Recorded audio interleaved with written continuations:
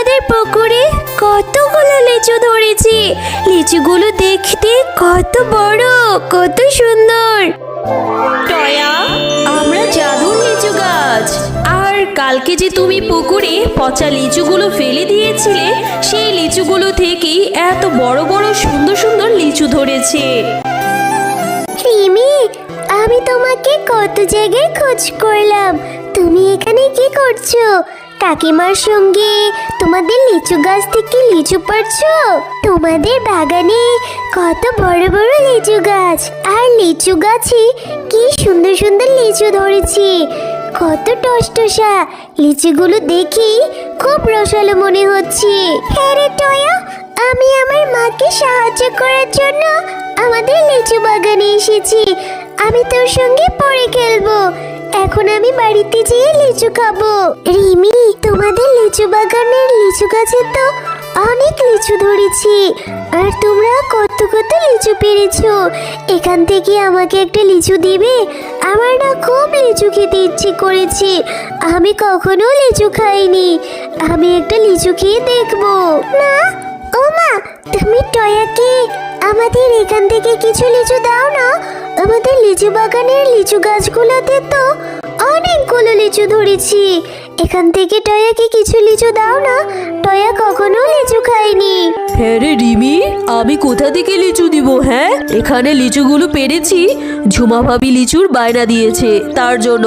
এই টয়া, এই, আমি তোকে কোনো লিচু দিতে পারবো না। তোর লিচু খেতে ইচ্ছে হলে অন্য কোনো দিন আসিস। এখন যা তো এখান থেকে। মা, টয়া তো একটা লিচু চেয়েছি, দাও না টয়াকে একটা লিচু।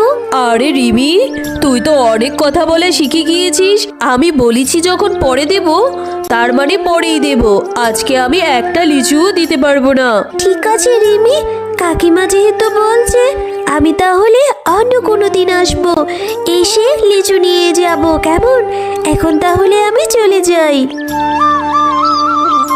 কিরে টয়া, কোথায় গিয়েছিলি?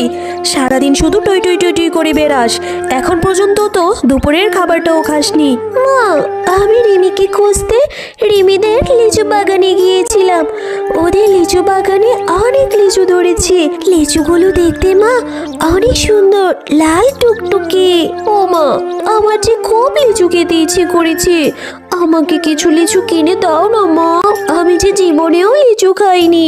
টয়া, এখন আমার হাতে যে কোনো টাকা নেই রে মা। আমার হাতে যখন টাকা হবে তখন আমি তোকে লিচু কিনে দেব, আর তুই মন ভরে খাবি, কেমন? এখন চল, দুপুরের খাবারটা খেয়ে নে। না মা, আমি লিচু ছাড়া কিছু খাবো না। তুমি আগে আমাকে লিচু কিনে দাও, তারপর আমি খাবো। না হলে আমি কিচ্ছু খাবো না। আমার যে লিচু খেতে খুব ইচ্ছে করেছে, দাও না মা। এখন আমি তোকে কোথায় থেকে কিনে দিব লিচু বল তো?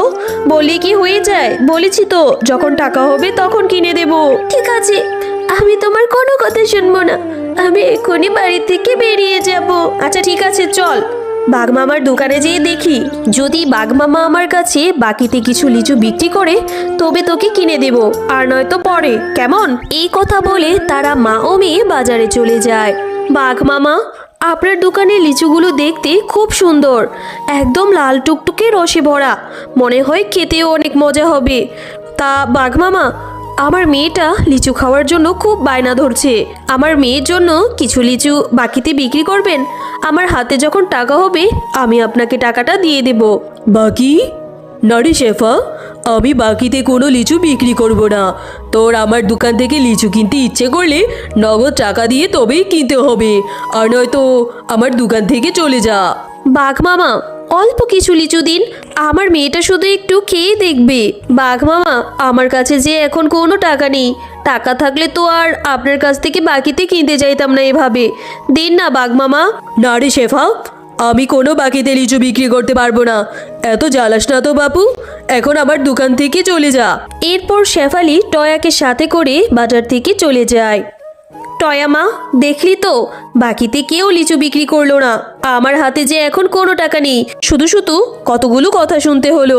ঠিক আছে মা, তোমার যখন টাকা হবে তখনই আমাকে লিচু কিনে দিও। আমি তোমার কাছে আর লিচু খাওয়ার জন্য বায়না ধরবো না। ও মা, অনেকক্ষণ হলো আমি রিমির সঙ্গে খেলা করি না। একটু যাই না রিমিদের বাড়িতে যে একটু খেলা করে আসি। টয়া, রিমির মা বাঘিনী এমনিতেই আমরা গরিব বলে আমাদের পছন্দ করে না, ওদের বাড়িতে যেতে হবে না। যাই না মা, আমি একটুখানি খেলা করেই চলে আসব। ওদের বাড়িতে যেয়ে একটুও দুষ্টামি করব না।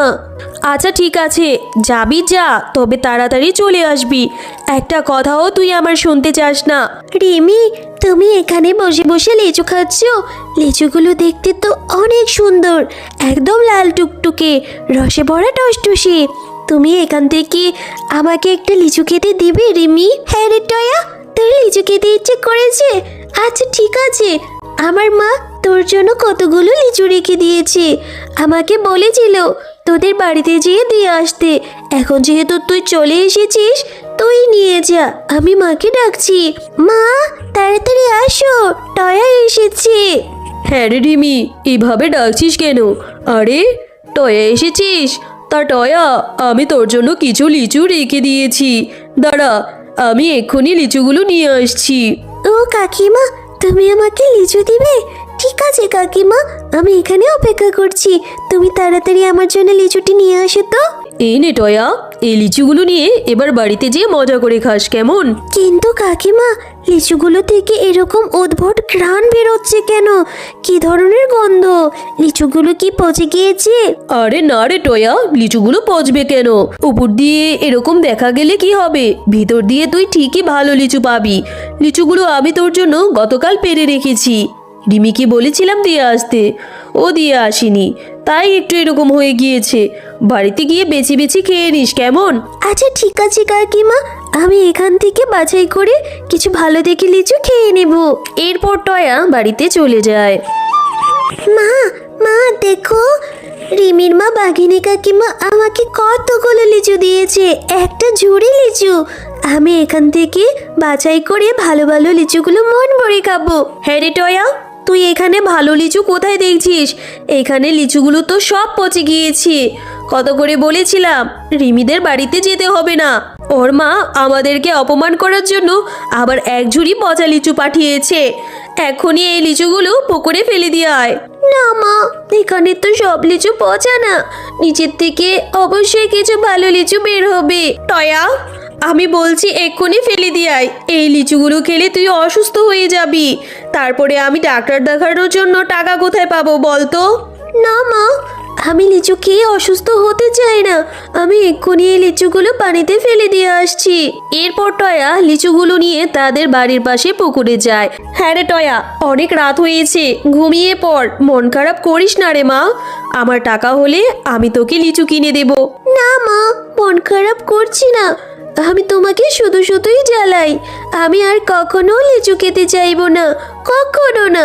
আমি এক্ষুনি ঘুমিয়ে পড়ছি। মা, মা দেখেছো, কালকে সেই ফেলে দেওয়া পচা লিচুগুলো থেকে মনে হয় এতগুলো লিচু হয়েছে। টয়া, আমরা জাদুর লিচু। তুমি ঠিকই বলেছো, কালকে যে তুমি সেই পচা লিচুগুলো ফেলে দিয়েছিলে, সেই লিচুগুলো থেকে এতগুলো লিচু হয়েছে। তোমরা মা ও মেয়ে অনেক ভালো, অনেক সৎ, তাই তো এটা তোমাদের উপহার। এখন থেকে তোমরা এই গাছ থেকে লিচু পেড়ে খেতেও পারবে এবং বাজারে নিয়েও বিক্রি করতে পারবে। হ্যালো বন্ধুরা, গল্পটি ভালো লেগে থাকলে চ্যানেলটি সাবস্ক্রাইব করে দিবেন এবং পাশে থাকা বেল আইকনটিতে প্রেস করে আমাদের পাশেই থাকবেন। ধন্যবাদ।